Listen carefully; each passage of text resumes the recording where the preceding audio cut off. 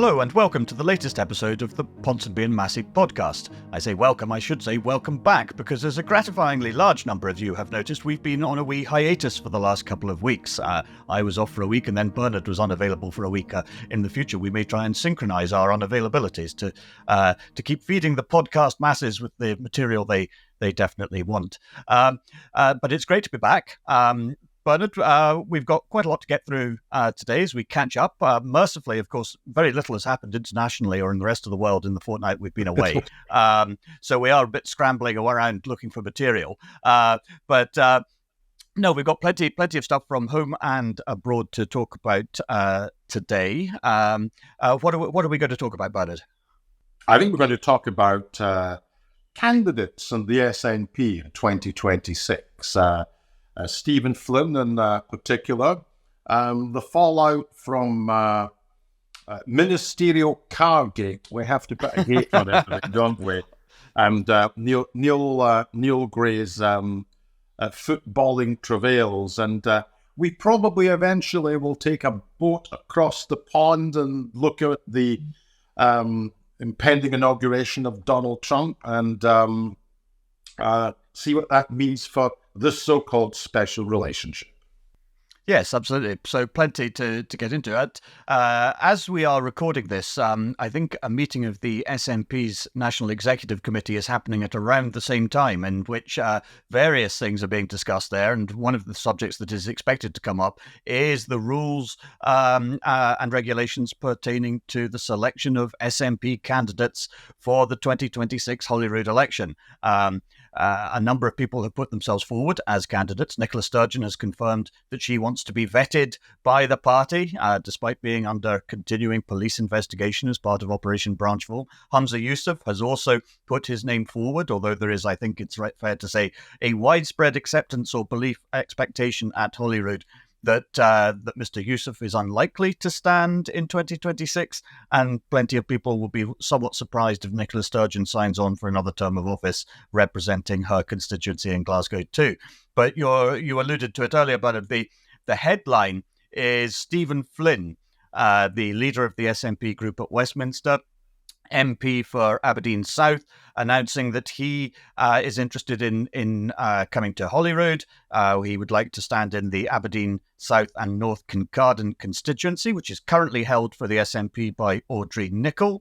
And this is causing a certain amount of ruptions, I think it's fair to say, amidst the SNP group at Holyrood. Absolutely. Well, let's deal with the Nicola Sturgeon, Humza Yousaf thing first of all. In a sense, they have to register an interest, because if they didn't register an interest, then their political obituaries would be written now. So in order to put that off, they have registered an interest, as they must do. I will give you a firm prediction, and it doesn't take much working out, that neither of these individuals will stand again. I mean, if you've done the job of First Minister, the idea that you would sit there not in government, and indeed, depending on the result of the election, the SNP may well be the opposition. Being a backbencher in opposition is not an appetising thing. But of course, if the SNP do lose the election and they go into opposition, then John Swinney, I think, would probably stand down as party leader fairly quickly, which would explain why Stephen Flynn is absolutely on Manoeuvres. Now, in terms of the SNP looking for a new generation of leader, Stephen Flynn is the kind of individual that would probably come near the top of most people's lists in terms of someone who would have one eye on the job. But of course, he's at Westminster. He has to get into Holyrood. In order to get into Holyrood, he either has to go on the list or fight a constituency. He's even flagged up the constituency that he wants. And of course, there's an overwhelming echo. No, there's not an echo. There's an overwhelming scream about the analogy between he being on Manoeuvres and what Douglas Ross was doing in relation to the Conservatives. And of course, the SNP politicians were winding the Tories up about that. And hey, presto, here is one of their own doing something very, very similar indeed. So he's doing that, but you're right. he's opened up a complete and utter can of worms. But the issue here, and let's state what the issue is, it's Mr. Flynn's ambitions to lead the SNP. Absolutely. I mean, he has a lean and hungry look about him, does he not, Mr. Flynn? Young Cassie.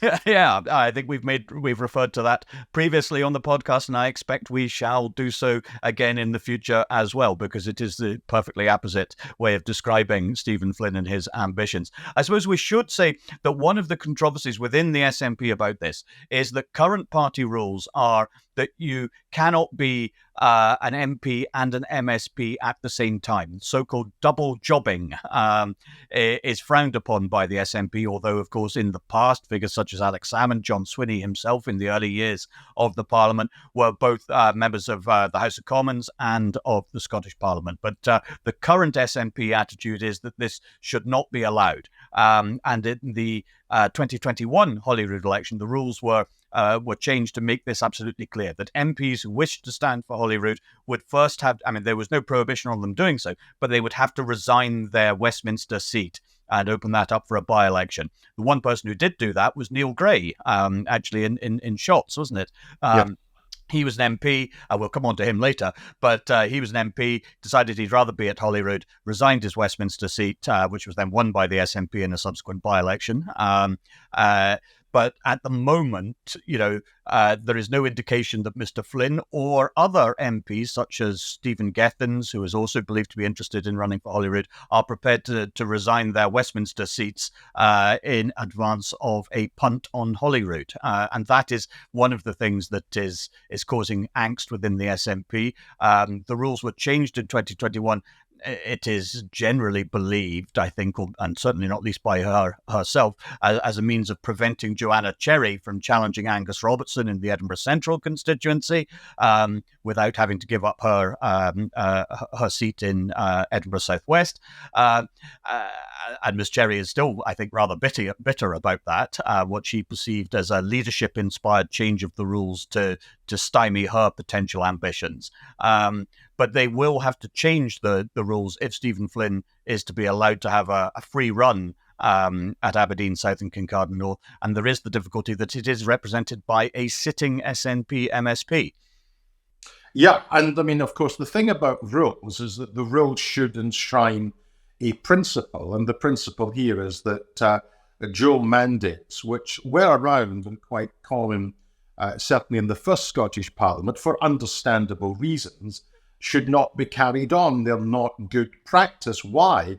Well, because the job of being either an MP or an MSP is a full-time job. And the idea that you can do both at the same time is frankly ridiculous. You cannot be in two places at the one time. I just think this is absolute nonsense. So if you have a principle in your rules that says, no, we're not having this, then that's fine. That's based upon principle. The problem becomes when a party executive abandons a principle and starts to change the rules, not for reasons of sound principle, but because it's been seen to be doing the bidding of one individual or a group of individuals, that it might be, if you like, bending the knee to a faction within the party, and therefore at that point it's seen to drive a coach and horses through what is a sound principle. And what we have here is a set of rules on the one hand and Stephen Flynn's ambition on the other. There is a collision here, and I suspect in terms of what the SNP National Executive will do, well, that will depend on the numbers within the executive who are sympathetic to Mr. Flynn. Absolutely. I mean, there is, as always the case in politics, or frequently the case in politics, there are questions of ego and status here. MPs from multiple parties have often thought, well, actually, there is no difficulty in representing both a Holyrood constituency and a Westminster constituency. And whereas MSPs in Scotland and so on have always sort of said, no, you can't do both. This is a question of status to some extent. MPs still, to some extent, look down on their MSP counterparts. The wee parliament that sits 3 days a week, 8 months of the year. And so to that extent, I actually have a degree of sympathy for the MPs. I think it is possible to sit in both simultaneously. This has happened in other places too. I mean, the Reverend Ian Paisley, for instance, was for many years both a member of Parliament and a member of the European Parliament. So was John Hume of the SDLP. Now, you may say those are different times, different place, different circumstances, sure. But, the double mandate and so on is not impossible. Alex Salmond managed it perfectly well. And so I suppose to some extent did Douglas Ross. So I have some degree of sympathy for the MPs there. But, the other thing with regard to SNP candidate selection that's coming forward is, will people with so-called protected characteristics be automatically bumped up to the top of the regional list system when it comes to selecting candidates for the 2026 election? Again, if we look back at 2021, that was put in place. Joan McAlpine in the south of Scotland was bumped down the list. Emma Harper was top of the list on the grounds that she had a disability. It turns out that her disability is diabetes, which I think some people, even within the SNP, to say nothing of elsewhere, and so I think is a rather broad definition of disability. And there was a sense that Joan McAlpine, that the leadership at the time, Nicola Sturgeon, was quite happy to see the back of Joan McAlpine because she was an awkward, difficult member, particularly on gender recognition reforms and other issues of that sort, and perhaps also being seen as being a little too close to Alex Salmond. And so there are all sorts of shenanigans going on the allocation of list seats as well. And so that I suspect is something else to look out for as the party gets its house in order for 2026. I shall leave you with one final thought on the Stephen Flynn situation. If the rules are changed to allow him to do this, the charge of hypocrisy will frankly stick. And this is an issue that won't go away because the SNP's opponents will hound them with this question. There is. I just think it's poor politics. The easiest thing to do here would be for Mr. Flynn to go forward, to get himself selected. I think it was also a mistake actually just to say I'll have that seat there. There's nothing to stop him standing anywhere in the country if he wants to go to Holyrood and simply to say I will resign my Westminster seat. That at least would have been, I think, pretty clean. Of course, if the circumstances of him going to Holyrood are at all controversial and he were to resign his Westminster seat, it's by no means certain that he would actually hold it at a by-election, because you did reference Neil Gray and Aberdeen Shotts. Neil Gray won the seat at the general election very handsomely, very comfortably. The SNP just scraped by in Aberdeen Shotts in the by-election. Absolutely. And I suppose the other thing is that you now have, if you like, a surplus of SNP politicians following the general election result. You have a whole load of former SNP MPs who are now unemployed and looking for opportunities. So you have people like Alan Smith and so on who are also interested in standing in Holyrood 2026. So there's going to be quite a fierce amount of competition for SNP opportunities at Holyrood. And, again, a lot of the MPs and the former MPs look at the Holyrood lineup of SNP politicians and think, well, some of them are all right, obviously, but, do we really have the strength and depth that a national movement of our sort ought to have at Holyrood? There's a quote in today's Times from a former MP describing the SNP collective at Holyrood as, quote, mid-ranking shit, unquote, which is, I'm intrigued by the notion of first-class shit. But and we could obviously speculate as to the identity of that former MP, but it does, again, reinforce the situation that an awful lot of things are quite fluid in the SNP at present, including longer-term the leadership of the party, and that the SNP is having one of those periods that political parties often go through following electoral setbacks, where it is spending an awful lot of time talking and arguing amongst itself, and not perhaps quite so much time as might be considered ideal looking and talking to the general public. Well, I've spoken at some length with two of the former Glasgow MPs, and I did ask them what played on the doorstep. And both of them, completely and utterly unprompted, said that bloody issue with Michael Matheson's iPad. It was amazing, the kickback. And that brings us on, of course, to Neil Gray and his travelling arrangements to... It's a beautiful segue there, Bernard. It's almost as though you have 35 years' experience in broadcasting. And his transport arrangements to see his beloved Aberdeen Football Club. I'll tell you what the big problem with these stories, these kind of stories, is that when it comes to sort of what I would call heavy political stories, stories in relation to the budget, stories in relation to whether or not there are real terms increases in the health budget and so on. In a sense, the meat and drink of what happens in the parliamentary chamber, voters will sort of look in and will get an impression from the political crossfire. When it comes to something about an MP claiming on expenses, roaming charges of near £11,000 on an iPad, all of a sudden their ability to connect with a story, to easily understand it, and to look at the optics and go, there's something ain't right here. These kind of stories play, and they have a real negative effect on the politician and the party.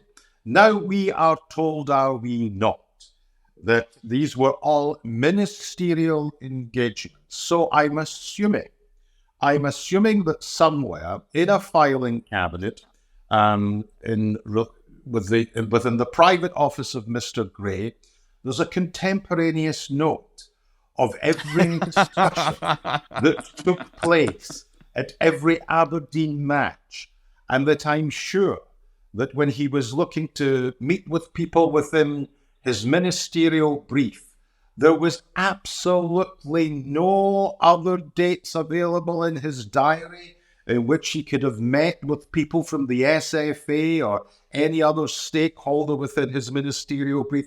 And the only time that he was available to meet these people happened to coincide at a football match.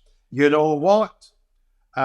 Making statements, explaining yourself, what a waste of time, because the dogs in the street can smell this one.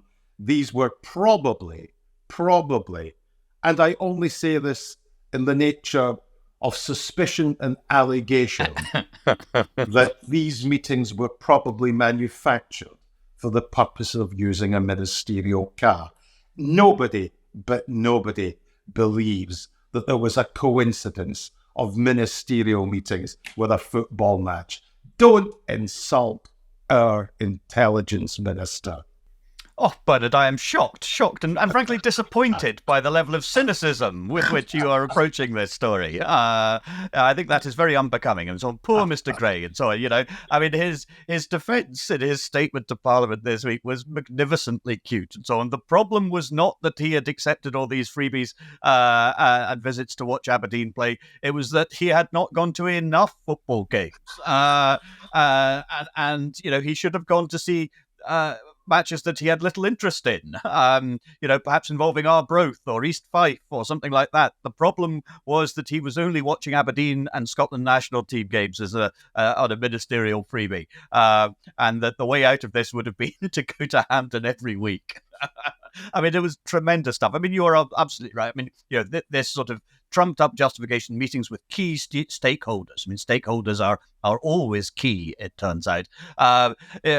Nobody buys that for a second. I mean, I think, the way out of it for Mr. Gray and so on was that, accepting free tickets to watch Aberdeen at Hampden, is a punishment, not a pleasure, given the Dandy Don's record at Hampden over the years and so on. I think you have to go back to 1995-96, I think, for the last time Aberdeen won a trophy at Hampden. So the only thing worse than making Neil Gray go to watch Aberdeen at Hampden once is making him do so repeatedly. But this is a classic Holyrood scandal, a storm in an espresso cup. It's familiar from various other things. So if we look back at, let's have a little canter through some of the great Holyrood scandals of the last 25 years. So we've got Henry McLeish, Wendy Alexander, David McCletchie. What are your favourites from these? Because the stakes are so trivial. That is what makes these such delicious stories. Well, the problem is that most of the things which are described as a scandal, in my view, scandal is slightly overworked. I mean, in terms of the Henry McLeish situation, people may well remember that he had sublet his Westminster office. He was taking rent for it. None of this was actually money that was paid to Henry McLeish personally. I mean, there was never any suggestion that he was personally benefiting from it. But the arrangement, whilst again not technically against House of Commons rules at the time, was a bit odd. What did for Henry McLeish in that story was the way in which he mismanaged it in terms of the Daily Mail, who were hounding him. Now, there is absolutely no way in which the set of circumstances, which everybody agrees was the case, should have led to the resignation of a First Minister. Wendy Alexander resigned as leader of Scottish Labour over a £600 cheque and the accounting for a £600 cheque. There is simply no way that should claim the leadership of a political party. The David McCletchie one was in relation to the claiming of taxes, which were not for parliamentary business. That was more problematic because it involved the spending of public money. But again, you have to ask yourself the question, should it really lead to the resignation as party leader? So I don't regard these things as great scandals. In a sense, I think the two biggest scandals of the devolved era were the Holyrood building project, which was a mismanagement of public procurement, because had it been managed properly, the public purse would have benefited by hundreds of millions of pounds, and that's no small matter. And the other great scandal is the current scandal, the current procurement about 2 ferries on the Clyde, which again have cost the taxpayers potentially hundreds of millions of pounds. Those are real scandals. The other stuff, I think, are the heat of politics, which tend to be overblown by people in our profession. Oh, absolutely. I mean, I remember I was working for Scotland on Sunday at the time when Henry McLeish was forced out, and his spin doctor, Peter McMahon, who's now the political editor of Border Television, he came up with, the memorable line, "This was a muddle, not a fiddle," which didn't please anybody. And I remember writing leader columns for Scotland on Sunday at the time, and we were thundering away and so on, as though, this was the greatest scandal in the history of political scandals. So Watergate was a minor break-in by comparison. And everybody just went completely bananas and lost all sense of perspective over it. And there was I think at that period, there was a sense that, amongst the press corps, that we've got this new parliament that most people in the political world had been calling for. Particularly, most newspapers had been very much in favour of devolution. We've got this parliament. Here's an opportunity to show how strong the press corps is, how exacting the standards are, and so on. Here's an opportunity that we wouldn't have otherwise, and so on, to really get stuck into politicians and tear them to pieces. And the same thing was true with Wendy Alexander. You're right, that was a £600-800 check from somebody who lived in Jersey to fund her leadership campaign, wasn't it? And technically, there may have been something slightly odd about it, but it wasn't any kind of big deal whatsoever. And again, it was exaggerated and hyped by the Scottish Press Corps, and the same with McCletchy and so on. Who was I mean the height of chutzpah, if you like, and hypocrisy in certain respects for journalists to be complaining about the misappropriation of taxes. I mean, the double standards at play, even allowing for the fact that newspaper expense accounts, which were not funded by public money, even allowing for that and so on. The double standards at play was absolutely delicious. Yes, and we're forgetting the very first scandal of the Holyrood era, which I think came from a front page headline in the Observer newspaper: "Lobbygate comes to Scotland." And of course, yes. this was all about MPs in London taking brown envelopes from Mohammed Al Fayed, I think it was, back in the day. And the Lobbygate so-called scandal was people who were close to the Labour Party, who allegedly were using their relationships with senior Labour politicians. I think the two that were quoted at the time were Jack McConnell and John Greet, to give privileged access to potential clients. And, a Holyrood committee was established effectively to knock down a newspaper story. And at the end of the day, there was nothing to see. So the problem is, and you're right, particularly in the early days, the press pack were looking for scandal. Most of what is described as scandal is frankly shenanigans. And then let's be clear, a lot of it's not right, but it's shenanigans. And yet, the real scrutiny that is needed when tens of millions of pounds worth of public money is lost because of the decisions of political figures, that tends to go unscrutinized, but there is the real scandal. Oh, absolutely. I mean, the early years were tremendous for all of this. And so remember the fuss that was over the great brouhaha that arose over MSPs award themselves medals, which was just some sort of commemorative trinket and so on, awarded to the first 129 elected to recognise their little moment in history and so on. It was absolutely harmless and so on, but then it was sort of blown up into this sort of thing. You were sort of encouraged to believe that MSPs had awarded themselves the Victoria Cross. Yeah, it's all Trumpian. It's all Trumpian in its entertainment value. So where do we think Neil Gray going to watch Aberdeen in his ministerial car? Where do we think that ranks? Is it half a McLeish? Is it two Alexanders? Is it a third of a McCletchy? Or where would you rank it? It's down the bottom of the league table. Nearing the relegation zone, unlike Aberdeen, who are nowhere near the relegation zone. So it's a Hibs scandal. But, he shouldn't be doing it. And see, the more he justifies it, the more stupid it looks. If you're in politics, don't play the people for fools, because they'll spot you as one.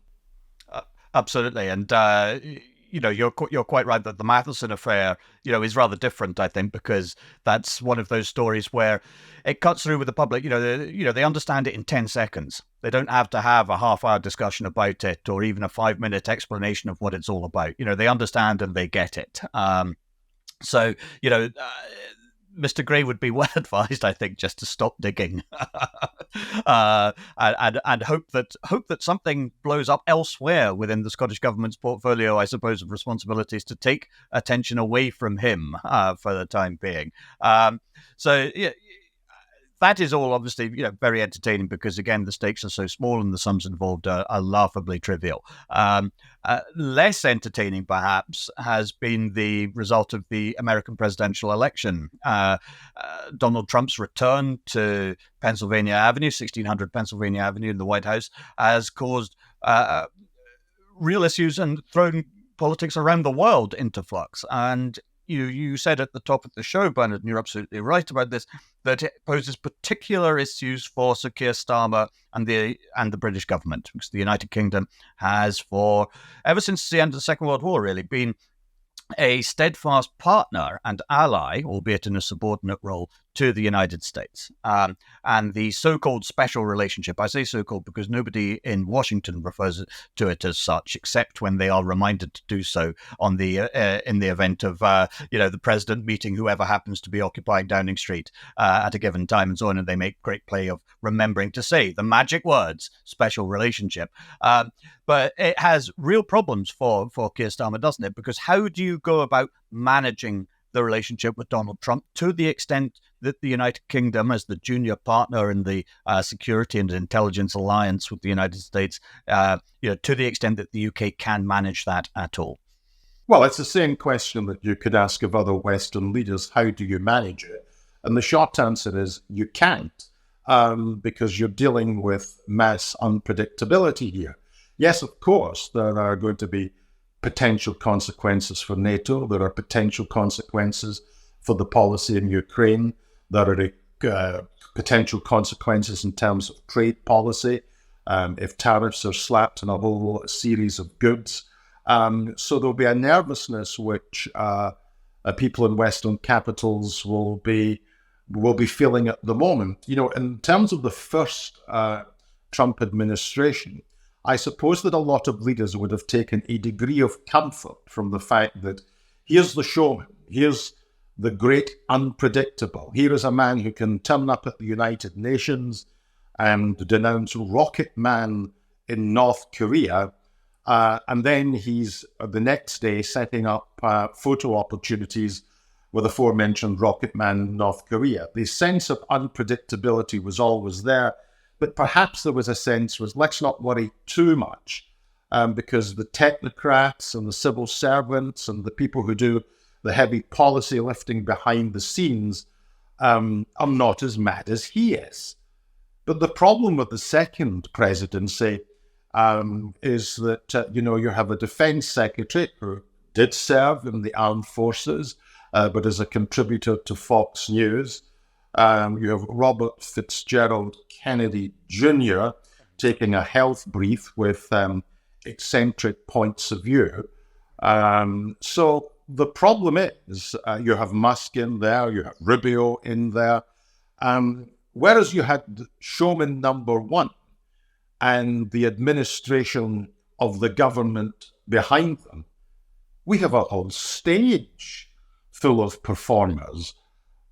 I have no idea where all of this goes. And, the diplomats must simply be sitting, tearing their hair out. Yeah, no, the domestic problem for Starmer is that, people understand now, I think, that if you are to get anything you want from Trump and so on, then you have to flatter him. You have to sort of kiss up to him and so on, which is a fairly humiliating posture for any prime minister to have to adopt vis-a-vis any American president, but particularly this one, who is hugely unpopular in the UK. And so there are going to be constant demands for Starmer to call out or condemn, deplore whatever Trump happens to have said or done on almost any kind of issue. And there will be no shortage of Labour backbenchers and so on who are happy to denounce the American president on social media, on television, in the newspapers and so on, and one can understand why they would want to do so. I mean, Trump is not just an aesthetic affront, he is a policy affront, a policy danger for many of the things that are important to the United Kingdom. But Starmer is going to have to take a very different line. He, at least in public, he's going to have to try and be as inoffensive as possible, as flattering as possible towards the American president, for reasons of diplomatic protocol, yes, but also because in this particular instance, that is probably in the British interest, however humiliating it may seem. But that is going to be very, very awkward when it comes to, Ukraine policy, when it comes to defense and security policy. The appointment of Tulsi Gabbard as the Director of National Intelligence in the United States is really problematic, I think, for the intelligence infrastructure upon which this country depends to a large degree. The joke goes that Five Eyes, the intelligence sharing between the US, Canada, the United Kingdom, New Zealand, and Australia, should now be renamed Six Eyes because there's the sixth pair of eyes lives in the Kremlin. Now, it's easy to laugh about such things, but they are, that is extremely disconcerting and problematic if it proves to be the case. Meanwhile, domestically, again for Starmer, it's easy that you are going to have the Farage problem. because Farage does have a line to the White House, whether one likes that or not, or approves of it. And there is going to be a temptation for conservative politicians in the House of Commons and elsewhere to say, well, look, we've got a deal with the American president, and they'll be raising the fantastical, illusory promise of a free trade agreement with the United States at every opportunity. That isn't happening. The agricultural and pharmaceutical provisions that would be required for such things just will not be accepted by the British public, even if the Labour government was minded to do so.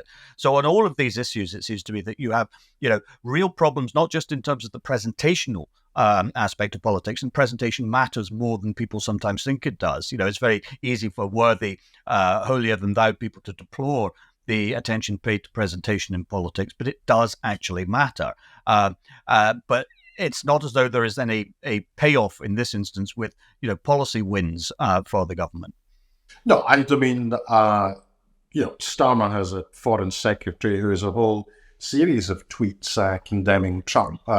But, realpolitik is that you have to deal with election results in whichever country you have to deal with. We saw, John Swinney being fairly unambiguous about who his preference was during the presidential election, but he too has to accept the result. And, when 70-odd million people in America have made their choice, in a sense, all politicians who are leading governments have to make some sort of peace with the reality that they find, depressing though that may be from their point of view. But you've crystallized extremely well some of the issues that are coming down the line.